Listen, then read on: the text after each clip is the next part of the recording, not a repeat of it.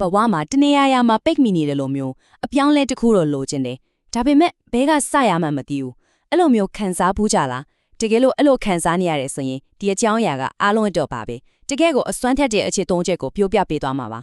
ဟုတ်တယ်အထီးကမေကွန်းကဒါပဲကို့ဘွားကိုတကယ်ပဲအပြောင်းလဲတစ်ခုလုပ်ချင်တယ်ဆိုရင်ပထမဆုံးခြေလန်းကဘာဖြစ်မလဲဘယ်ကစရမလဲများသောအားဖြင့်တော့ဒီလိုတွေ့တတ်ကြတယ်နေရာပြောင်းလိုက်ရင်တော့အဆင်ပြေသွားမလားနေရာတဲ့ပုံဝန်းကျင်တဲ့ရောက်သွားရင်ကို့ပြဿနာတွေအားလုံးအလိုလိုပြောက်သွားလိမ့်မယ်လို့ထင်ကြတာမျိုးပေါ့ဒါမှမဟုတ်အလိုပြောင်းလိုက်ရင်ကောတော်ပြီကွာအလိုပဲထိုးလိုက်တော်မယ်ဆိုတဲ့အတွေးမျိုးပေါ့အလိုအစ်စ်ကဘဝအစ်စ်ကိုတကယ်ပဲယူဆောင်လာပေးနိုင်မှာလား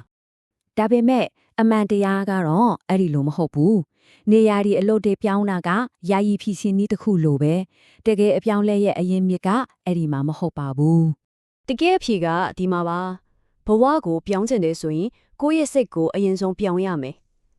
ဟုတ်ပါတယ်အစစ်မှန်ပြောင်းလဲမှုဆိုတာအပြည့်မဟုတ်ဘူးကိုယ့်ရဲ့အတွင်းကနေစတင်ရတာပါ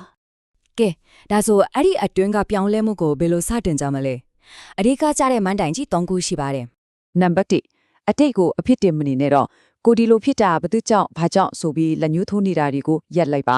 ဒုတိယအချက်ကိုဘဝအတွက်ကိုပဲတာဝန်ယူပါကိုဆုံးဖြစ်ချက်ကိုရက်လက်ပဲရှင်းရှင်းလေးပါနောက်ဆုံးနံပါတ်3ဒီနေ့ကိုပဲအကောင်းဆုံးဖြစ်အောင်လုပ်ပါအတိတ်ကိုပြန်ပြင်လို့မရဘူးအနာဂတ်ကလည်းမသေးချဘူးအရေးကြီးဆုံးကအခုလက်ရှိအချိန်ပဲဒီအချက်၃ချက်ကကြီးလိုက်ရင်တော့ရိုးရှင်းတယ်လို့ထင်ရနိုင်တယ်ဒါပေမဲ့တကယ်လုံနိုင်ပြီဆိုရင်လေဘဝကတကယ်ကိုပြောင်းလဲသွားပြီလို့ပြောလို့ရပါတယ်ကဲအခုကြီးကျွနေသူတွေကိုမေးချင်ပါတယ်ဒီအချက်၃ချက်ထဲမှာအတိတ်ကိုအပြစ်မတင်တော့တာကိုတာဝန်ကိုယူတာဒီနေ့ကိုအကောင်းဆုံးလုပ်တာဘယ်အချက်ကစလုပ်ဖို့အရေးအကြီးဆုံးဒါမှမဟုတ်အခက်ခဲဆုံးလို့ထင်လဲကိုယ့်ရဲ့အမြင်တွေကို comment မှာရေးခဲ့ပေးပါအောင်